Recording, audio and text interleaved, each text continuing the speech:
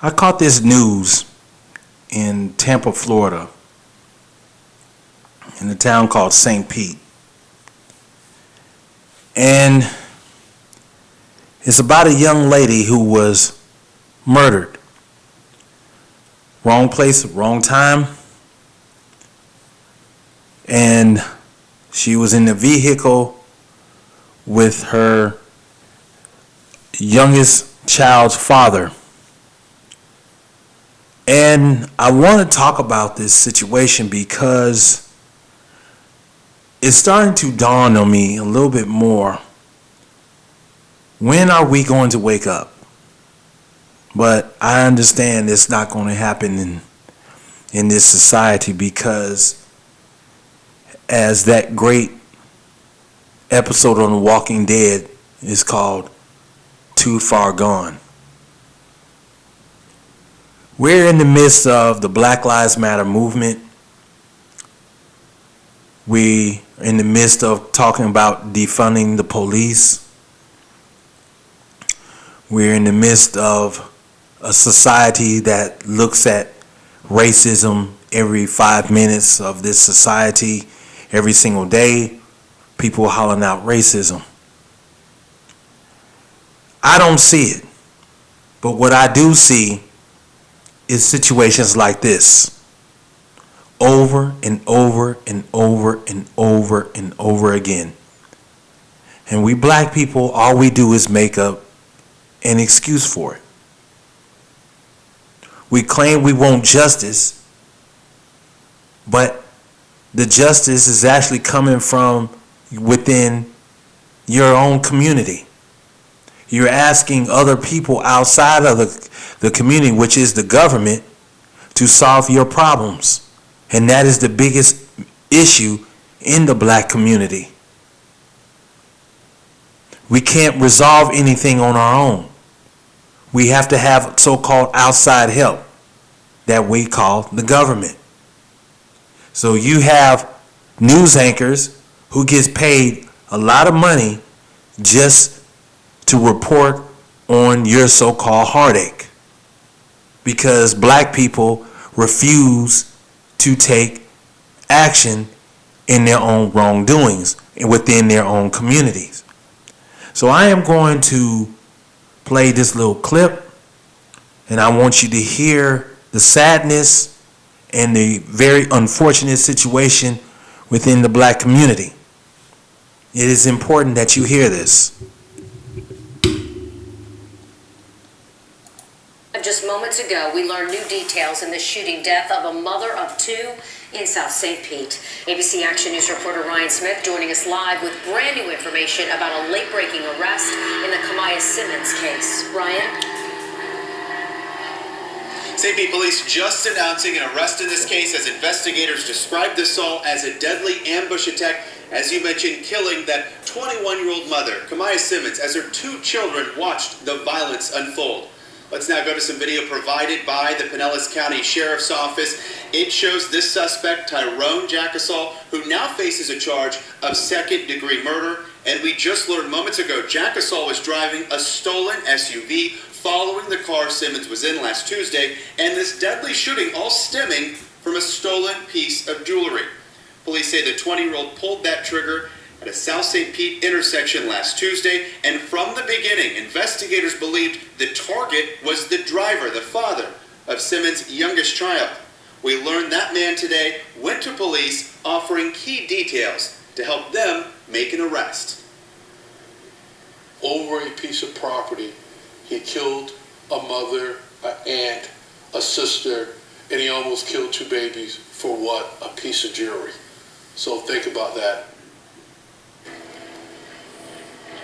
And we also just learned moments ago this suspect, Tyrone Jackasol, well, he was already being held in the Pinellas County Jail, arrested on Monday for a robbery charge stemming from last month. Of course, this is the news the Simmons family, they have been waiting for. We plan to hear from them in just a few minutes, and we'll have that for you all new tonight at 6. That's the latest live in St. Pete. Ryan Smith, ABC Action News. Just moments. So there you have it. An ambush attack over a chain. Tyrone target was the youngest child father, and Kamaya was in the way, and she ended up losing her life over a so-called chain from another man trying to kill another man, and a mother of two ended up dying. At some point, we as a black community have to figure this out. This has been going on for, I do believe, for over 40 plus years. But my personal opinion here is that black people are too far gone, and it's something it's not going to go away. We do not have the mindset to overcome our issues. A lot of these issues is the crime-ridden streets that the government has provided for us, that you black folks so much depend on for government assistance by bringing lower level mindset types of men into your lives, and is wreaking havoc on this society. In the suburbs of white folks, they don't act like this. They do not. It seems that black people are the main ones who are doing this kind of stuff to each other. And when a guy such as myself speak about stuff like this, I get called all kinds of names. And all I'm asking is, black folks, when are you going to wake up? I stated in my last video when I talked about Charles Barkley and how the politicians like to divide the country when it comes to so-called racism. You see, like I stated in those videos, white people do not benefit on racism. They don't benefit from it. There is no economic gain from it. White people are already in rulership based off of the government, understanding the money system, and culture, which includes family. Black people are torn apart. We do not come together. We don't do anything together at all. That's why we make up this society from 16 to 18%. But yet and still, the number one killer in the black community is black on black crime, which is at an all-time high, right around 90+%. Look at the pattern here. The mother, Kamaya, lost her life. The kids, 2 kids, were almost killed. The target was the youngest child's father,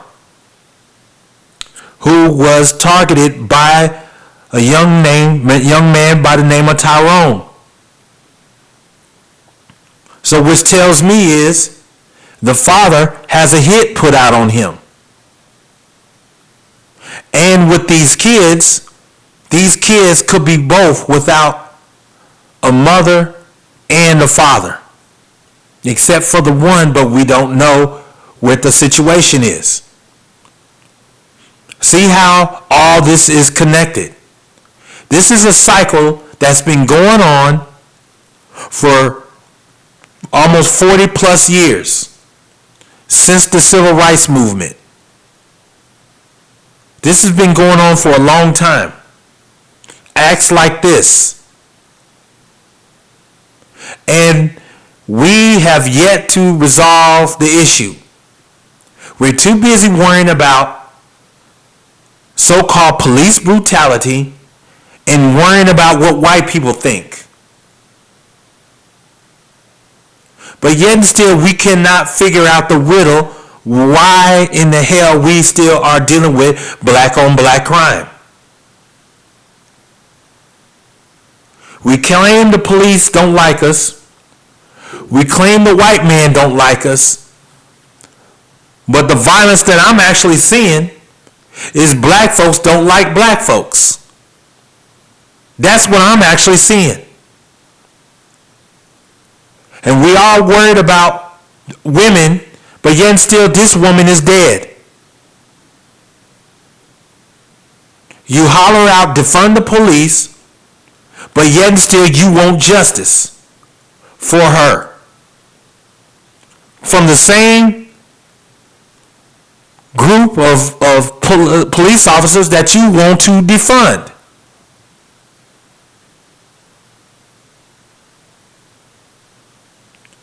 Against a man that is within your community that has wreaked havoc as a menace to this society within your own community.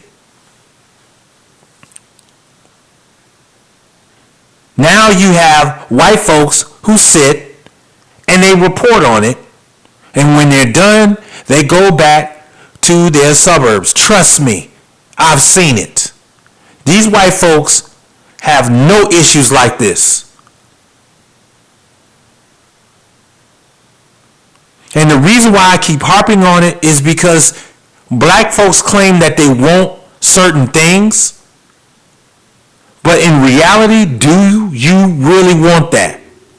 Because right now, black folks are not even together. And this is the sad part about this whole situation. Because black people are really at a very bad disadvantage, especially the way this society is now that is about to circle the drain. And with this COVID-19, black people are hit the hardest.